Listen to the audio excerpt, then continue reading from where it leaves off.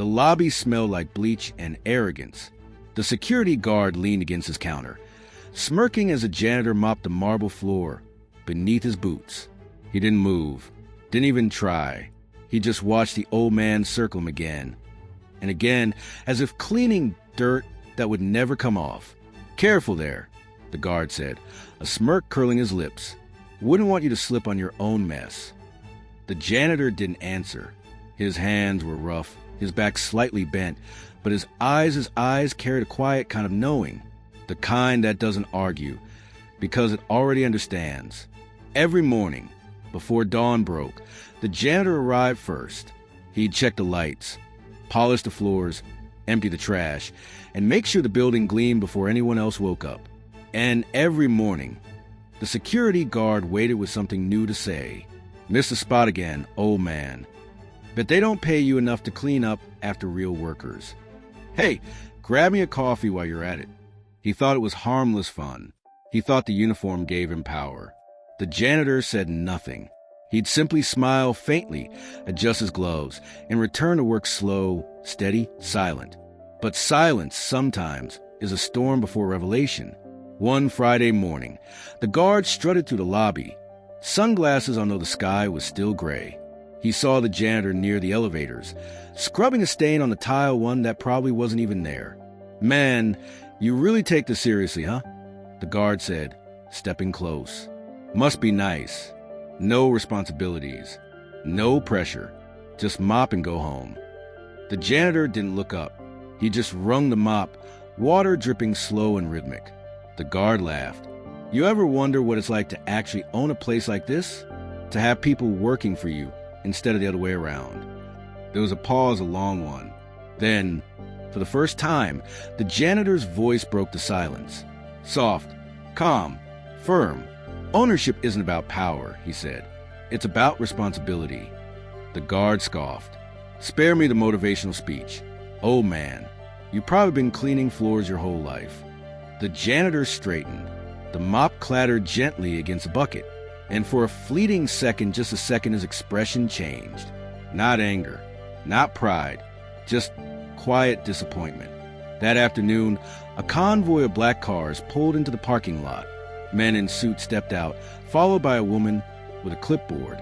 The building buzzed with whispers, investors, executives, board members, all arriving for the long-awaited ownership meeting. The security guard stood taller, smoothing his tie. He was ready to impress, to show he belonged. But then, something strange happened.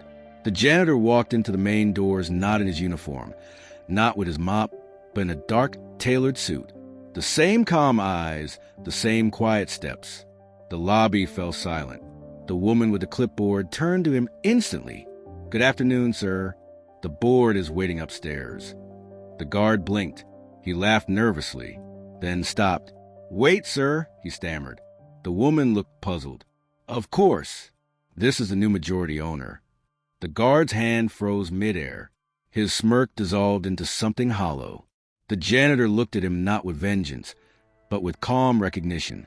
"I told you," he said softly, passing by. "Ownership isn't about power." The elevator doors closed. The sound echoed through the marble hall. Hours later, the guard was still standing there, staring at the reflection in the polished floor, the same floor he once refused to move for. The shine was perfect now. So perfect it revealed everything he didn't want to see. His pride, his cruelty, his smallness. He remembered every joke, every insult, every smirk, and now they all felt heavier than his badge. As the evening fell, the janitor knew, the owner returned to the lobby. He carried no guards, no entourage, no ego. He stopped beside the security desk. "I'll need to speak with you tomorrow," he said quietly, "about the new changes we're implementing." The guard swallowed hard. "Am I fired?" The man didn't answer. He looked at the empty bucket in the corner, at the same mop leaning against the wall, the one that had cleaned up after everyone's mess. "Tomorrow," he repeated. Then he walked away. The lights dimmed. The guard stood alone, trembling slightly, watching the elevator rise. The music swells low, haunting piano chords. Some lessons come with warnings. Others come with consequences. The question is, which one will he face tomorrow? The guard didn't sleep that night. Every tick of the clock sounded like judgment. Every drop of rain outside whispered the same word over and over again, tomorrow. He replayed it all in his head, the laughter, the insults, the smirks, and the way the janitor, no, the owner, looked at him before walking away. Not angry, not vengeful, just disappointed. He wished he could take it back. But time doesn't work that way. The next morning, he arrived early, earlier than ever before. He polished the security desk until it gleamed, straightened his uniform, and rehearsed an apology he wasn't even sure how to begin. For the first time, he saw things differently.